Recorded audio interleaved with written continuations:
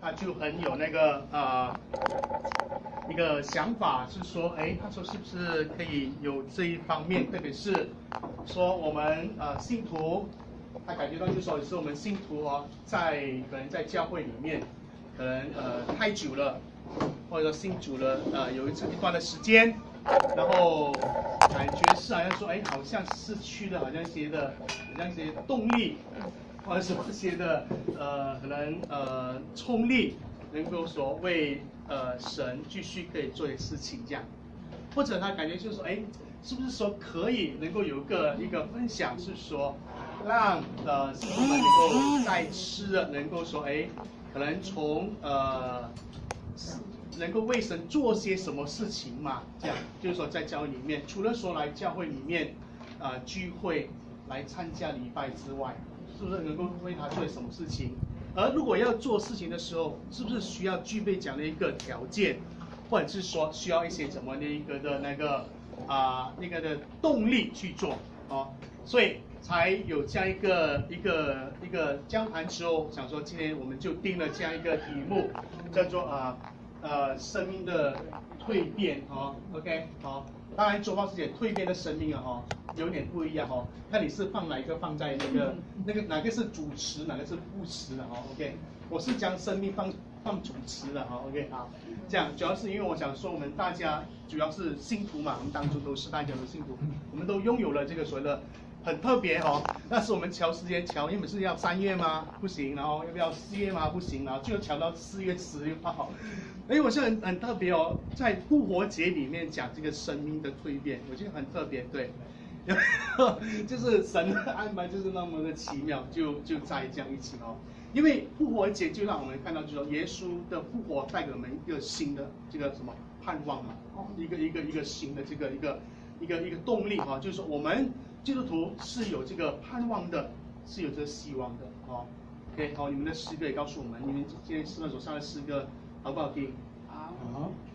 哎，好像不是很好听好像没有人反应这样好不好听？好听，对呀，特别是4班团员，你要讲好听好的，好，今天我们就以这样的一个题目作为一个今天分享的这个团契的一个方向。好，在分享之前，请我们来翻看我们的圣经好吗？我们请看约拿书，圣经有吗？圣经请后面的可以传上来。对，我们要看几段的圣经。好，我们看这个约拿书1章1到7节，2章1到7节，3章1到6节。在旧约圣经约拿书。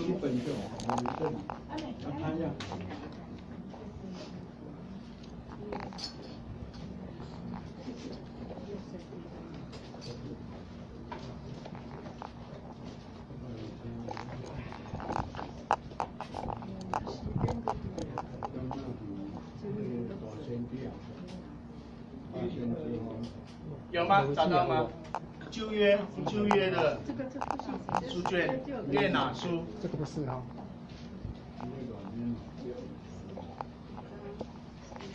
对，第1章1到7节，然后第2章1到7节，跟第3章1到6节。有吗？有拿。好，找到了。约拿书来。1083页。好。旧约。1083。和本的。还有一本是1026了。如果是这本的话是1083，这本的话。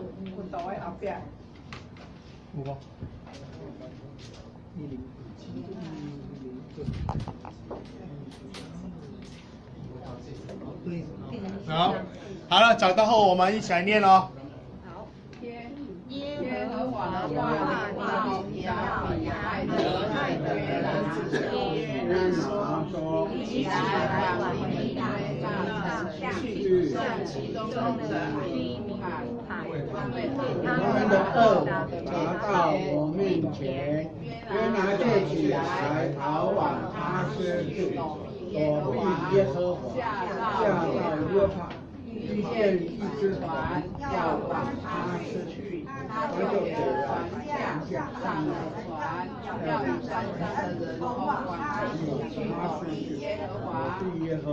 然而耶和华使海中起大风，海就狂暴，甚至船几乎破坏，水手便惧怕，个人哀求自己的神，他们将船上的货物抛在海中，为要使船倾斜。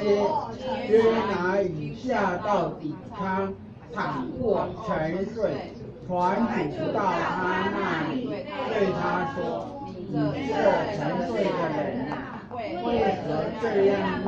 起来，求告你的神，或者神面人，受了我们之内亡。”船上的人彼此说：“来吧，我们要试天，看看这番名道的是因谁的缘故。”于是他们扯天扯地约拿来。好，可以哦，好，下次我们可以练一下，我们一起练的那个那个节奏，对，是，好，没问题，没问题，好，今天我们只是想要知道圣经的内容是讲什么就可以了，好，节奏下次就交给示范指挥吧。OK， 好，现在我们再看第2章1到7节。就是隔壁第2章1到7节，好，来1、2、3，那个好一步中的一个祷告。我们再看第3章1到6节。好像我觉得你们念的圣经的节奏越来越好哎，哇，不错不错哈，好。今天我们刚才所看的经文约拿书。我想大家对于这个约拿的故事，大家都很熟悉，对吗？对。好，我今天跟你们去看，就是说稍微让他再一次的给他知道约拿书的发生的故事是什么哈。好，约拿的名字的意义是什么呢？是格子。应该我先问才给你们看。OK 啊。看到才。OK， 格子哦 ，OK， 它象征是神给约拿的使命哦，要像这个格子怎么样飞出去，然后传扬和平的这个福音啊，是给当地的人哦。这个它的名字很特别，它的意义有这样的一个意思的表达。然后呢，先知约拿呢是加特西夫亚太的儿子，在这个列王记下第14章25节那边有记载哦。然后也可以参阅一下约书亚记第19章10到13节，它主要是说要讲到这个加特西弗这个地方是在什么的一个地方里面，因为呢这个主要是说在新约里面，约翰福音第7章52节。他有讲到说，法利赛人说加利利没有出过先知，其实不是的。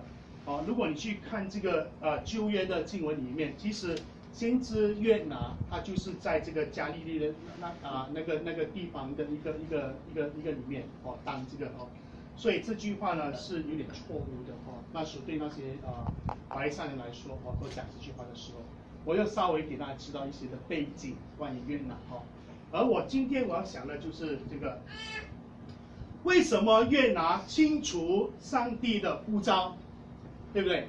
上帝跟他说去哪里？对，他却不听从上帝的吩咐到尼尼微城去，反而往反方向去了他施。好了，我问一个问题，就是为什么约拿他很清楚上帝跟他说去哪里？尼尼微城。但是呢，他又不要去，他就偏偏跑去他施反方向，请问为什么？啊？他知道耶和华会原谅他们。他知道耶和华原谅，很好，再讲，还有呢？因为他知道他们都信上帝嘛，他们给他讲，他们会谦卑来进事，是，所以耶和华就原谅他们，惩罚，惩罚，好，这样为什么他不要去尼尼微城呢？当开始的时候，他不想上帝原谅他们，为什么？他们太坏了。OK， 好。他们罪很重，所以说他不想上帝原谅他们，所以他不要去。对啊。OK， 还有吗？除了这个还有吗？责任重大。就不想去扛，对，担当不起，不饮这塘水，啊，不沾这塘水哦，不要沾这塘水哦，这样，对，因为你哇，我去的话我责任很大，如果他不悔改怎么办？是不是？给人家打死，给他们哦，对啊，等一下我去的时候会给他打死，会不会？你有没有说，比如说啊，你说 OK 好啊，比如说啊，阿花姐，我现在叫你去万华那边，跟他们说你们全部都犯罪了，你们悔改。不敢，他敢去吗？不敢。哇，你们说哇，我就去那边，哇，你们去到万华那边去，哇，你们全部都是罪人啊，你们悔改啊，不然上帝要审罚，你会遭受什么后果的嘛？对不对？也怕嘛，对不对？是不是？哎，你是不是有这样的一个情况？是不是？还有呢？还有什么原因？还有吗？可能会怕死，对不对？然后可能不要他们悔改，还有什么吗？他认为他们是外邦人嘛，他是希伯来人。哦，他认为他是外邦人，所以他不希望他们能够得到这救恩。是的，确实很多原因啊很多原因，圣经没有讲啊但是他就是去那个地方。当然我们从我们读经里面，我们可以读到很多不同的那个想法，对吗？而今天我们就有看的是，好，约拿是不是因为胆小，怕在尼尼微传不忠于的话遭遇不测？可能确实有刚才所讲了，可能会有这样的一个遭遇不测。可是如果你去看这个圣经的话，你发现就是约拿，他其实也是一个勇敢的人啊。好，约拿书1章12节他讲什么？来，有谁找到吗？约拿书1章12节，读出来，谁看到的？1章12节就念出来一节。他对他们说，你们将抬起来，抛在海中，海就平静了。我知道你们的大风是因为我的缘故。如果是看这经文来讲的话，他可能也不是那部分的怕什么，对不对？如果是真的是我就不要出声了，对不对？我就全部都不要怎么样就不是我这样但是也不见得他真的是会怕死。约拿并不是完全妒忌救恩临到外邦。我们刚才有人讲过，有点妒忌也不会啊。如果你看约拿书1章第9节跟16节，约拿也使他们大大的敬畏神啊。比如怎么说呢？来，谁看到的第1章第9节就先念出来。他说我是希伯来人，敬畏耶和华，那创造沧海和地之天上的神。好，是不是？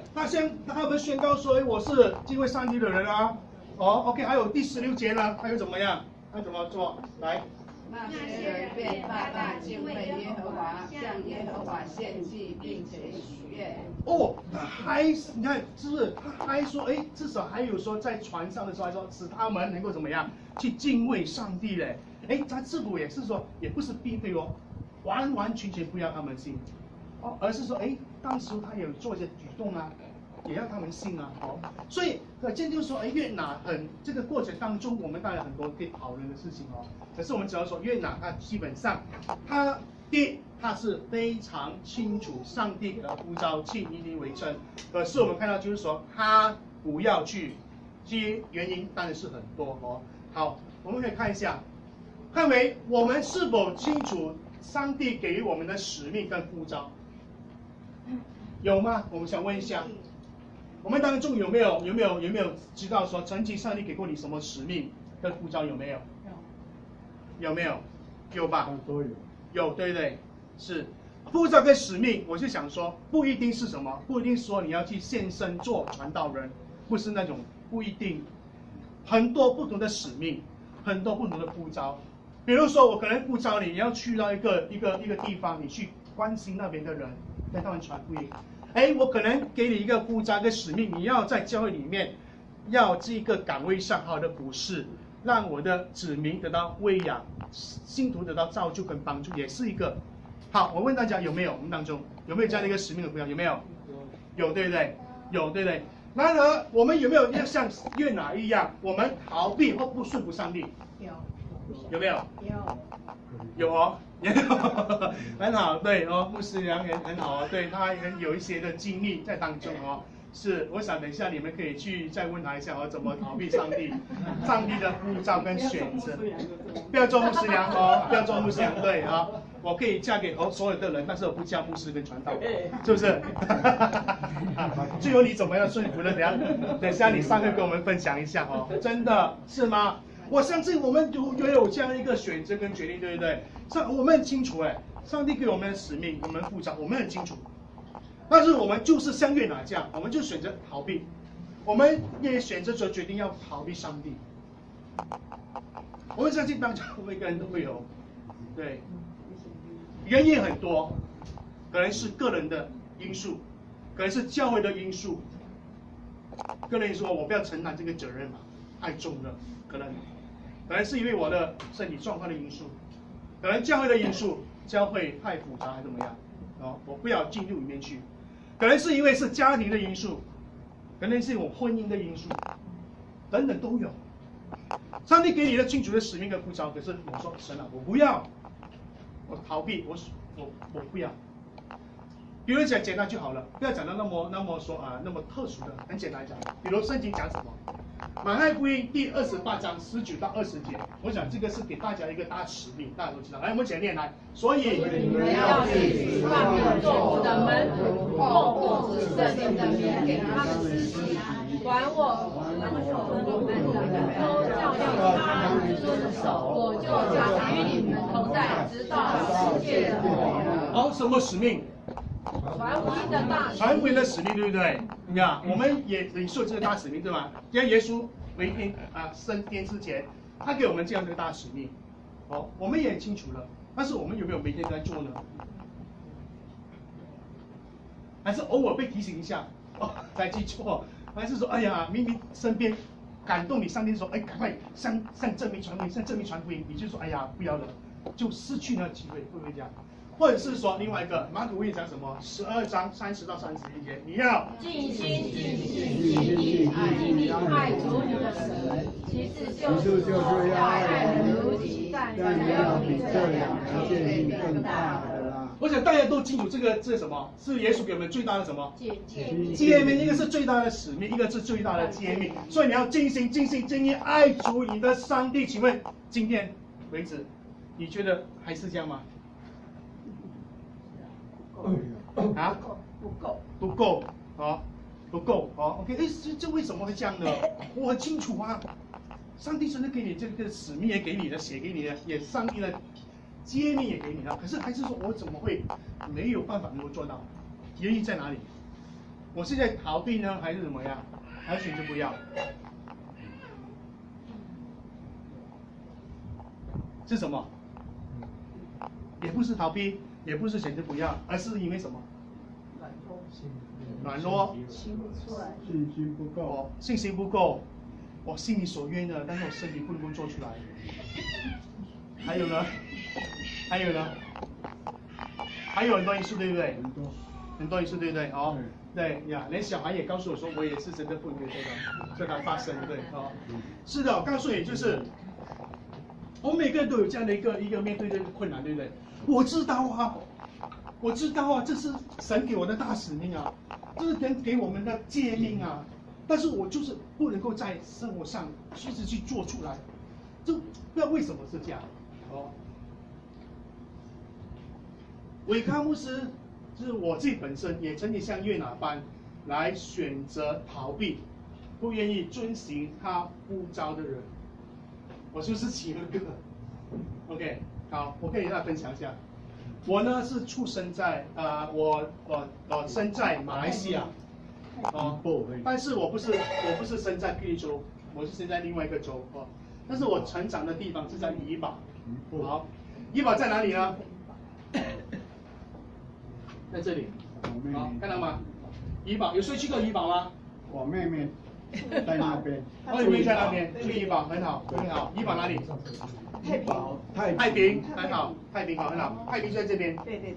怡保我是在这边，好。怡保那边有很多的美食，有什么美食？海鲜。海鲜。好 ，OK 好。有没有吃过芽菜鸡？啊，非常好吃的芽菜鸡。如果你去怡保的话，你要吃芽菜鸡，这样对。对啊，八骨底是表示吉隆坡，对哦。好，然后还有什么呢？鸡丝河粉。在怡保那边非常好吃河粉，而且是非常的滑，哦 ，OK， 好，然后还有什么呢？白咖啡白咖啡，对，非常好喝，对，白咖啡哦 ，OK， 还有什么呢？客家酿豆腐有吃过吗？有，我本身是客家人，所以我很喜欢吃客家酿豆腐，非常有名。就今天去怡保的时候，我们组团去怡保去吃怡保美食团对5天4夜这样，青社团去去是去那边怡保这样顺便也去一下别的吉隆坡这样看看这样，OK， 好，马来西亚，OK， 好的，我呢。那时候呢，我就会有参加教会的生活，我会有参加主日学。那时候刚好教会就在学校的对面而已，所以我们因为小时候想要吃糖果，你看教会很奇怪，就是主日学发糖果，所以我们为了想要去拿糖果，所以我们才去教会参加主日学，为了拿那个糖果。好，然后呢，参加聚会之后，我有在那慢慢长大，然后就会参加青山团。然后也非常的活跃在那边哦。然后我还记得我那时候青山团，我第一次做主席的时候，诗会的时候，就我的脚是发抖的，在那边上面是抖一抖，因为第一次嘛，不知道怎么做。OK 这样，然后呢，在那时候呢，我就有参加教会的主办这样一个叫做类似家庭营，然后当时候就有讲员在呼召。然后我那时候也呼召他，呼召2种，一种就是说在职的侍奉，就是说你在工作的你就继续侍奉神；另外一个就是全时间奉献。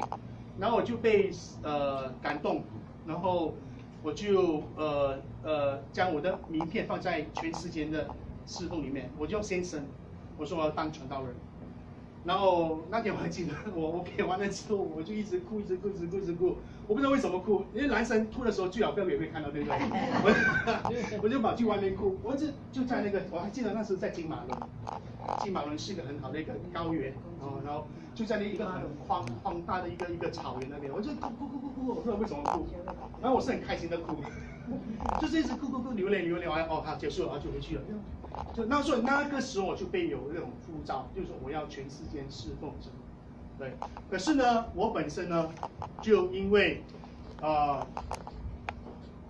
之后呢，我呢就怎么样，就出来社会工作，读完书之后，然后出来社会工作的时候，我非常的投入里面的工作，然后我平步青云了，我的升级是3级跳的，就是说升得很快，然后我也很享受我那种的生活。然后我当时我的工作是做什么呢？是做就营业代表，就我需要去到外面见不同的人，然后业务员这样对，然后去将我的公司的产品给他们去卖，所以我接触很多不同的人。马来西亚特别有马来人、有华人、有印度人，所以我每天都接触这3种不同的人。然后有老板的，从那个菜市场的老板，一直到什么最高的，比如说好像星光3月那些主管那些人都有，我每天都这样的接触他们，所以也让我很训练我，就是说可以去接触不同的人，讲话的技巧沟通等等。对，作文的时候我很享乐，然后我也有应酬啊，对不对？你要应酬嘛，对不对？说去花天酒地啊，对不对？哇，太好了那种的生活，对，那年轻人嘛，对不对？反正是有公司可以给钱嘛，我要去应酬嘛，对，所以我很享受那种的生活。所以我那时候，其实当时有几个是同时间跟我一起是说呼召要去读神学的，有一位已经念完了，同时念完了，他已经要当传道人，有一位还在要念神学，只有我呢没有去念神学，然后我呢就是说，我现在很喜欢我现在的生活。我也很享受我的现在生活，所以上帝你不要逼我，真的，上帝你不要逼我，你可以逼我去读神学，我念一个学期我就退学，至少我回应你啊，我念一个学期我就退学啊，对不对？这样的话，我也是完成我的诺言啊。这样但是我又没有当传道人啊，我就退学啊。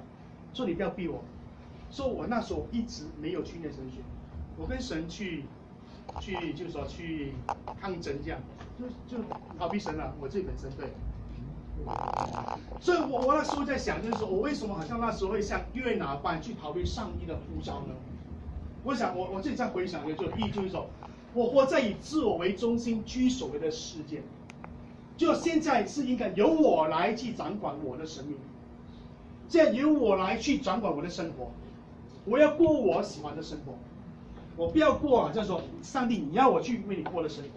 第一个，第二个呢，我不想跨越踏出自己的安全的地带，就是说我不想要改变，因为我觉得我过得很好，有很好的收入，有很好的生活享受，对不对？还可以去玩。如果我要改变的话，我那时候想说，我问一个神的一个问题，因为传道人要说依靠神啊，过活啊，我就想说，上帝啊，如果我辞掉工作啊，请问你会从天上丢一笔钱下来给我吗？我怎么去过我的生活？我没钱过活没收入去读神学没收入好像很凄凉这样过传道人的生活。那时候马来西亚感觉是说传道人的生活好像很凄凉这样，对，因为收入不高啊。对，我为什么要过这样生活？如果真的改变的话，我需要很大的力量去新的面对挑战。我就是跟神这样讲说，然后呢，生命没有与神建立维持良好的关系，你是没有办法很敏锐听到他说话的声音。那种不一样的声音慢慢越来越少了，你知道吗？那时候因为太多投入于工作了。我太忙于工作，我还是有去教会，我还是有参与服事，可是我还是很有形式化这样。读经呢没有很好的读经，就是说很久还教会可能礼拜天才读而已。然后呢祷告也很少，这样对。所以往往对就是说我没有很敏锐听到神说话的声音了，越来越少感觉，因为我就一直在工作。所以我讲一下，就是说为什么当初会这样逃避上帝的一个呼召。是有这3个的这个原因，然后很奇妙的，到一段时间之后，我因为一些关系，我就从马来西亚去到了新加坡工作，我转去新加坡工作，我去了新加坡也不是去念神学的，我先去工作，很奇妙的，我去那边的工作是 OK， 在工作之前我先讲OK， 就是新加坡大家有去过对不对？OK 好，现在是。也稍微介绍一下新加坡新马游 OK 好 OK 好，新加坡这个我讲都知道对很漂亮，现在是开始建这个是，然后当然新加坡有那个什么影城嘛，就是圣淘沙那间有机会去看看，真的可以花一天的时间去看看还不错的。还有呢，新加坡有什么美食？海南鸡饭对不对？去到新加坡吃海南鸡饭，真蛮好吃的。我发现台湾也有我有找了几家反正有几家对OK。可是我还是想念新加坡的那是我的教会，我不是教会，是海南人教会，他们很会煮海南鸡饭，所以你会觉得我有点胖，就是这样，吃太好了。OK， 好。还有呢，就是什么拉萨对吧？卡东拉萨这很好吃对 OK。还有什么呢？胡椒螃蟹，黑胡椒螃蟹什么螃蟹都有了去试试看OK， 这是新加坡特色。好了，那时候我就去到新加坡，很奇怪，我去新加坡的那一份工作，跟我过去的完全不一样。我之前我在马来西亚工作是什么？是向外的，整天去接触人嘛，整天去跟人家聊天、讲话、推销事情这样。可是我来到新加坡，我做什么，知道吗？我做工地的一个主管跟经理，我就一直在一个地方里面。然后呢，我呢需要去管理我的员工，就是说我的老板给我一群员工，每天早上在那边，而且那个员工不是只有华人，是外省人，是印度人。是其他一些人这样对，所以我必须要说每天就是说去跟他们讲好，你今天你要负责做什么地方，你要帮我完成它这样对，所以监督这样的，要完成它这样。哎，我觉得上帝怎么那么奇怪？就是说放我在一个完全我的不熟的领域里面，去做这个工作，然后是我很痛苦。为什么痛苦呢？因为我不是很熟悉这个工作的内容，所以我会怎么样？我会被谁欺负？员工欺负，因为你不懂嘛，对不对？所以我假耍是蛇，你也不知道嘛，对不对？我慢一点，我说这我你不懂。所以那时候也面对到，就是说那时候可能发展商他们要求你那些无理的要求这样，所以那是真的蛮痛苦的。所以那个时候面对这情况的时候，我反而很奇怪，我反而就是说很多时间早上起来的时候，我就一直要用祷告，要听那个诗歌音乐来帮助我有足够的那个能力去工作，你知道吗？那时候反而更加亲近神。而给我去说一个很好的训练，原来是说上帝让我去学习怎么去管理人。我觉得这回来看，就上帝很奇妙。你看之前第一份工作是让我怎么对外，怎么跟人接触、沟通、讲话、聊天这样。哎，第二份工作让我能够做管理的。哎，我现在不是在训练我，在准备我做这个牧者的工作嘛？牧者不是很需要嘛？你不要去外面去讲道传福音嘛，对不对？你要怎么去跟人家沟通啊、讲话聊天啊？对，你要技巧啊，对吗？哎，你要在教友学习怎么管理啊？我觉得上帝好像是一直在预备，回头看的时候，在预备我要去准备踏入到这个所谓的我要去呼召的一个情况。所以那个时候我一直在参加教会聚会啦、小组啦，然后服事啦，然后又很积极的去灵修祷告。那个声音回来了。大家说，哎，伟康，当初不是答应我吗？你说要奉献，说要去做全世界吗？怎么你现在没有了？对，哦，我有点怕哎，因为有这声音出来的时候，我有点怕。你说，哎，怎么又回来了？可是我也没有即刻去念神学，我也跟神去挑战，就是说，神啊，我自己都不能够照顾我自己，我怎么照顾教会牧养教会的人？然后神啊，我现在的那个所谓的那个财富没那么多，以后我要结婚呢，我要买保险呢，我要成立家庭哎，那个钱哪里来？又开始想很多借口了，很多借口，就一直跟神去挑战这样的。然后我跟你讲很有趣的，当神要你去做事情的时候，他会给你很多的回应。你知道吗？有一次，我去找一个钥匙，因为我在新加坡钥匙找一个钥匙，因为我要开那个橱，因为那个橱很重要，我要拿我的重要文件。可是那只钥匙就一直找不到，我整个晚上都会找了，到处找都找不到。那时候我就很累了，凌晨了，我就很累了，我就心里面有个想法，就是说，上帝啊。好啊，如果你要我去念神学，是不是？好咯，你给我找到钥匙哦。你找到钥匙的话，就表示说你真的要我去念神学啊，这样。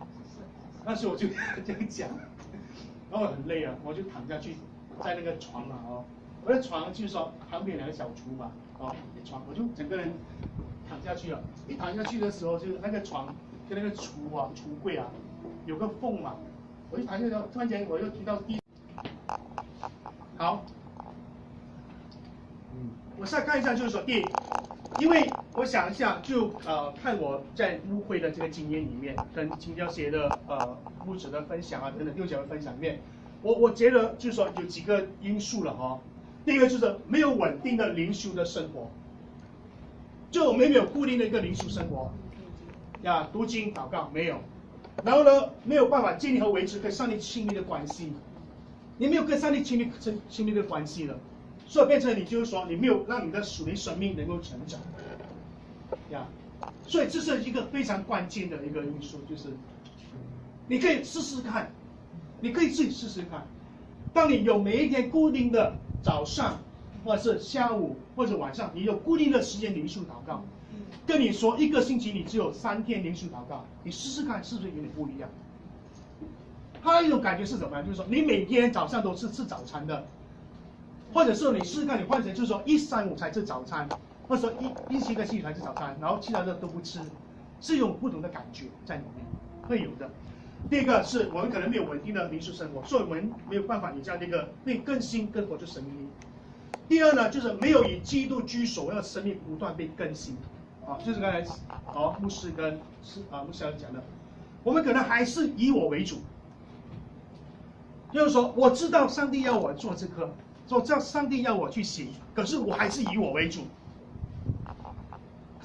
对，你明知道说，你这个时候你是要灵修祷告的，不行啦，这个时间我要去外面喝咖啡啊，对啊，我这个时候你可能说，上帝有给你一个感动，说，你现在要去关心一个弟兄姐妹，不行啊，我要去做别的事情。他说以我为主是这样，这是第二个所以没有以基督居首位，或者是生命不断更新。第三呢，可能确保信心去依靠神，踏出一步，做出改变，去经历上帝奇妙的作为。就是说，你不要，你不改。可能你说，我有灵修祷告啊，我有说，上帝居首位，可是我不改，我确保信心去做这个事情，所以呢，我没有办法去经历上帝奇妙的作为。就是你不敢踏出去说，上帝是不是真的要我这样去做？上帝真的是不是要我去完成这个事情？这样。所以我没有办法踏出去这个一步，每次都守在这里最安全的地方，就好像我跟大家讲的，为什么当初我不要去念神学跟神说，因为我一直不要做出改变，我觉得我最安全的地方就是我现在有好的收入，好的生活，我可以去享乐，对，我为什么要那么辛苦去踏出一步去改变？因为要去念书，要去什么写什么撰文。要改变自己，原本说星期六可以去看戏啊，去吃好料啊，可是变成之后礼拜六还要在教会里面服侍这样，哇，这很大的改变，不舒服这样。有这样的一个所以这个我讲说有这样的一个3方面的一个因素在里面，而因为有这样一个因素存在，教会就会慢慢的出现了有几个类型的基督徒。有几个类型的基督徒会出现在教会。第一个类型的基督徒是什么呢？信仰知识化的基督徒。什么是信仰知识化的基督徒？就是说，我将所听得到我全部都记起来，我全部记起来，然后我将所有圣经的故事啊、听过的全部都记起来，然后将它变成是一种信仰或者宗教的知识而已。这是个信仰知识而已，这是圣经故事而已，然后呢，对他们来说，上帝的话语或者圣经只是使心灵得到慰藉的人生道理，这是个人生道理而已啊。听得下去好，帮助你心灵的安慰就好，它不是生命之道。人生道理跟生命之道有差别吗？有差别吗？有很大的差别就你当然是一种的知识，一种的人生哲理，可是跟生命之道是不一样的。生命之道是能够让你的生命能够得到帮助，能够得到改变，能够得到更新，能够得到力量的一种的生命之道。所以有时候我们会有一群基督徒是那种信仰知识化的基督徒。然后呢，有第二类型的是什么呢？第二类型是属于那种信仰形式化的基督徒。什么是信仰形式化的基督徒？什么是信仰形式化的基督徒？聚会都有在参加。聚会都有参加，然后呢？听到没有行道 ？OK， 好，好像也有一点行道了就是说，看似有金钱的外貌，却没有金钱的实质。就是说，他虽然可以经常参加主的崇拜啦，也有会翻圣经读经祷告，可是呢，他所做的一种呢，可能只是一种形式化而已。形式化而已，就是说，比如说我来到教会里面参加礼拜，我没有我好像就读一个那个标准要参加礼拜而已嘛，参加礼拜完就回家了，就是这样而已，这个可能有形式而已，对。可是他真的你有了实际的说，我为什么参加礼拜的内容不知道。比如说奉献 ，OK， 我来到教里面奉献 ，OK， 我就拿一点钱给他放进去就好了。可是为什么你要真正奉献呢？那实质上的那个内容但他不知道，不是变得就是说。他已经好像失去那种就真正敬畏上帝的心跟个火热的心，很奇怪，就是说我没有那种过去好像那种的火热的心，说我要怎么去为你服侍，我要怎么去为你去做事情那种的火热心，变成只是一种形式化而已，就是变成是有第二种的基督徒在教会里面，而最后还有一种呢，还有什么基督徒呢？教会要得到上帝的祝福跟福气，需要第三类型的基督徒。什么基督徒？那家人，大家觉得是什么样的基督徒？好，不是信仰知识化的基督徒，不是信仰形式化的基督徒，是什么基督徒？大家觉得是什么样的基督徒？生活化的基督徒，呀，还有吗？什么基督徒？信仰生活化的基督徒是怎么样的呢？他能够谦卑、敬虔，学习圣经所教导的话语，他很努力的去学，哦，就好像教会现在不是嘛，一直在开很多的课程，对不对？让你去学。有些我告诉你，有些教会的弟兄不只说教会自己开的课程去学，连外面开的课程也去学。你没有听过？去学什么夜课啦，什么去双联教会啊，什么神学系啊，我们孩子不是开神学系，也有人去学。这是说还有去上什么网上上一些什么圣经课程这样，对。他们一直全部去学，那他们学了之后，不是当他变成是一种知识化而已，他怎么样？他心中被激发了，被燃烧起来了。哇！他看到圣经的时候，学到课程的时候，学到的时候，他被燃烧起来，被激发起来的时候，这样所领受的圣经话语，这样的落实在日常的生活里面去，他用出来了。他不是只有当成这个知识，他是记得这样用出来、做出来，做变就是说信仰生活化的基督徒。你可以想象一下，如果这种教会，每个基督徒是这样的，就很认真去学的东西，然后一来到教会里面的时候，每个人来到教会的时候，就每个人都知道他要做什么事情的。你的教会是怎么样？那个教会啊？兴旺的教会是不是？是不是这样？这是上帝祝福的教会，是不是？所以你们希望这样的教会是这样的一个教会吗？希不希望？希望。希不希望变成这样一个教会？是。所以我们要做一个什么样一个基督徒？信仰生活化的。我们做一个什么样的基督徒？信仰生活化的基督徒。对了，阿门。哦，那我们教会这样教会就是成为一个这样的一个教会。哦，你可以去看一下哦，你可以像别的教会，你看那些特别兴旺的教会，你可以去观察一下，他们是不是这样的一个教会？是不是信仰知识化的教会？我学很多，很认真去学很多圣经的知识，很多话语，然后我也不但去学，我还是实际去落实起来去做它。哎，我们去小组一起去做，我们一起去服侍，我们一起传福音，我们一起去做团契，我们一起做这敬拜，哇，感谢赞美主，那种火热起来的感觉是不一样，对不对？有没有这种感觉过？有没有这种感觉过？有没有这种感觉过？有。现在还有没有？还有没有？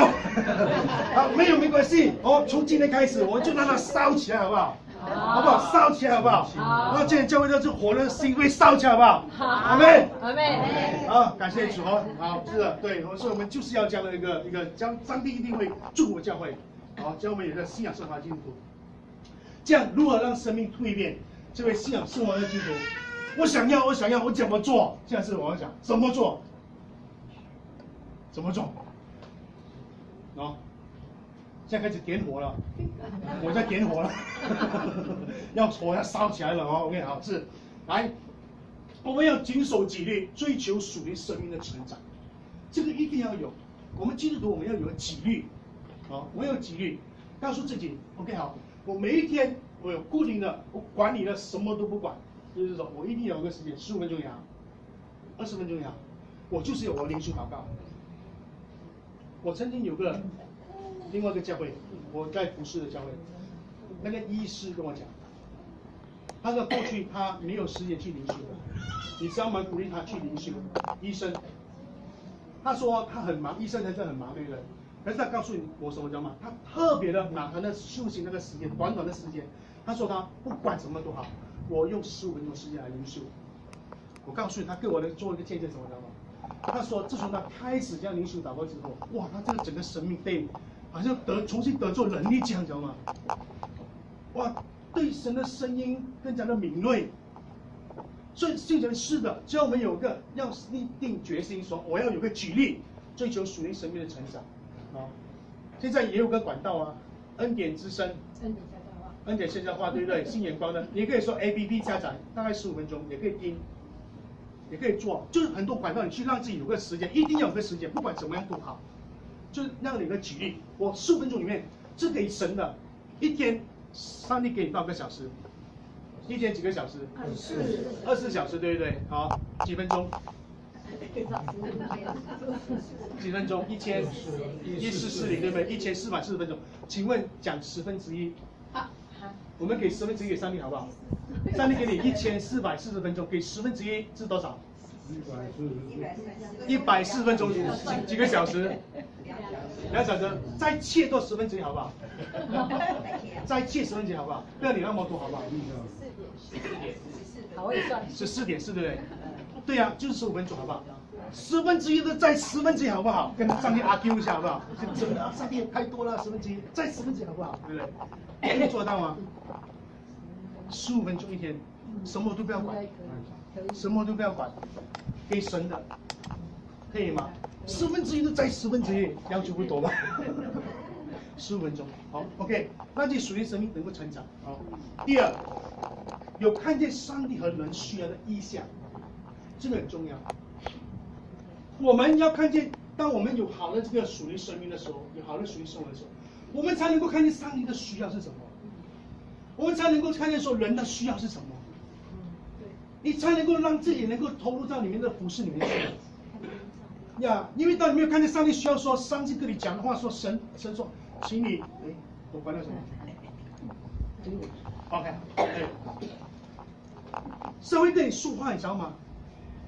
当你有稳定的灵生活，上帝会透过很多方式跟你说话，说我要你去做什么，违抗啊，我要你做什么，违抗啊，我要什么，你才能够看到人的需要啊，基督们的需要，他们在他们生活上面对到困难的时候，你才知道他们的需要是什么，你愿意去帮助他们。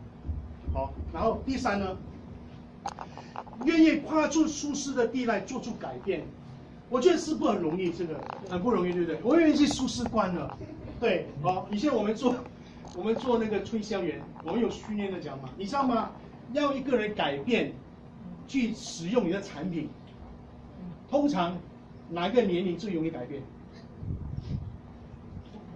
我们的训练里面，通常什么年龄容易改变，知道吗？年轻人。所以我们推销新产品的时候，我们的对象都是一直打年轻人的。最不容易改变是什么？你知道吗？40岁以上的人，特别是男人。我不晓，这个我不晓得。他们的研究里面是说，40岁以上的人很不容易改变习惯了。叫我先犯罪。好，年轻的教啊。好，耶稣帮助我们在座的每一位，现在我们在座每一位都是教会有受过很专业的训练，你们每个人都是当中每个人都是，你们都有每个人特别的恩赐跟才华在里面。我相信上帝今天也给你一个很清楚的呼召使命，再次给你看见。教会的需要也很需要。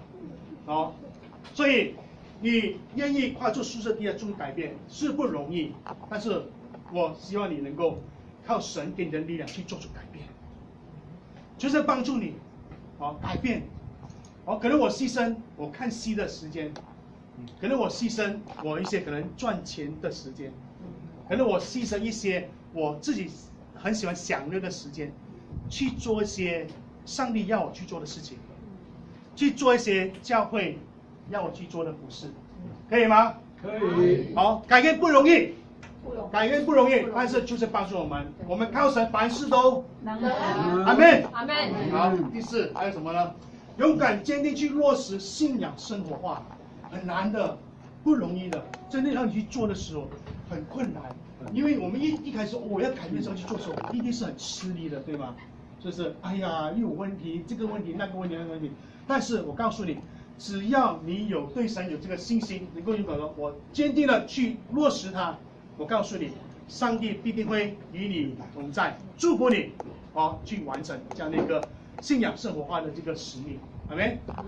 好，耶稣帮助我们，让我们呢能够透过这样一个分享，让我们都能够得到彼此的得到激励，能够上帝的这个这个火焰能够再次在我们心中被点燃起来，哦，我们每个人都每个上帝给我们的使命跟这个呼召，对吗？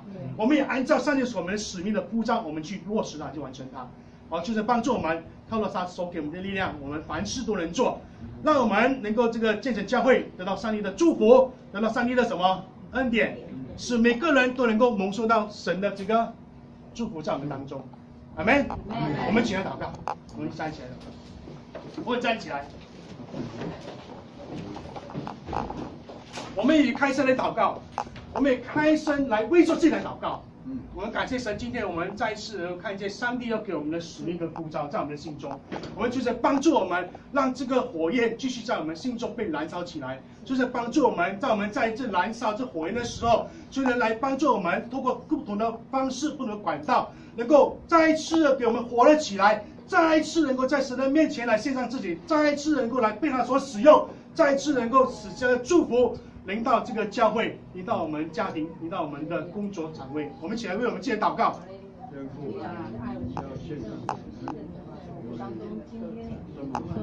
我们再次感谢你，我们知道今天是我们教会在庆祝复活节，主，我们感谢我们知道我们主耶稣从第3天里面从死里复活了，让我们看见我们是充满了这个希望，充满了这个盼望，因为你复活的大人带给我们这个能力，你复活的大人带给我们这个盼望，主耶稣，我们感谢赞美你。今天在我们当中，我们有牧师，我们有传道，我们有长老，我们有执事，我们有许多专业的人士，我们有说爱主你的弟兄姐妹们，今天我们在你的面前，我们愿意呢再一次在你的面前来立下我们的心愿，主啊，我们立下我们的心志，主啊，求你来重用我们，主啊，我们知道我们被选为成为教会的这个特别的有着职分的人，或者是弟兄姐妹们，或者是我们在我们的职业的职场上，我们是一个专业的人士，你有你的旨意，有你的使命，有你的呼召在我们每个人的身上，让我们能够在我们的各自的这个服事里面，在我们各自这个领域里面，为主来使用，来为主来发扬出你的这个能力，这个传扬这个福音。主啊，感谢赞美你，今天我们有个机会能够再次领受到主你的话语的帮助，使我们能够再次明白，主，我愿意为你而活，我愿意成为一位信仰生活化的基督徒，我愿意在你的面前愿意谨守，在你这面前来去有个举例，来去做这个读经灵修生活的这个生活。主啊，求你来帮助我们，让我们能够也看见上帝你的需要和人的需要。主啊，跟你帮助我们，让我们能够愿意的跨出我们认为最舒适的地带，能够要跨出去，能够做一个改变，能够去经历到上帝你奇妙的作为，能够去经历到上帝你奇妙的神迹的作为。主啊，求你帮助我们，让我们每个人都愿意在你的面前能够勇敢的踏出这一步，让我们能够这个建成教会蒙受一个你大大的祝福，让我们这个建成教会每个弟兄姐妹们再次被这圣灵的火焰复兴起来，让我们每个教会的领袖们能够再次的活了起来，能够来一起来同心合一的来为这个教会来献上这服事，来为你的教会来去献上这祝福，使弟兄姐妹得到帮助，得到牧养。主耶稣，感谢赞美，求你去赐能力给我们，我们要知道我们靠着你所给我们的能力，我们凡事都能做。感谢赞美主，愿一切荣耀归于主耶稣基督里。祷告如此祷告，我们主耶稣宝贵生命求的，阿门。谢谢。